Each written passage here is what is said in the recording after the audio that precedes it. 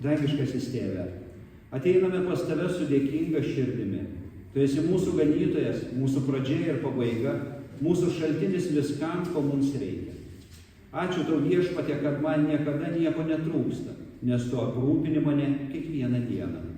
Dieve, mes žinome, kad žmonės, nors ir mylintis, gali nuvilti, tačiau Tu esi ištikimas.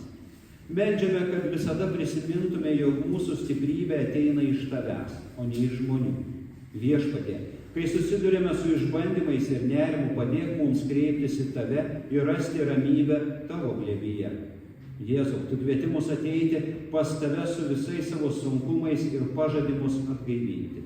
Todėl šiandien atiduodame Tau viską, savo rūpesčius, baimės, nuovargį ir laukiame Tavo paguodos.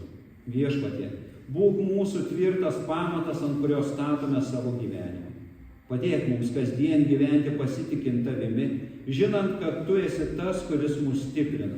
Tegul mūsų širdis randa ramybę ir džiaugsmą Tavo artume, nes Tu esi mūsų šaltinis ir mūsų Dievas. Jėzaus Kristaus vardu. Amen.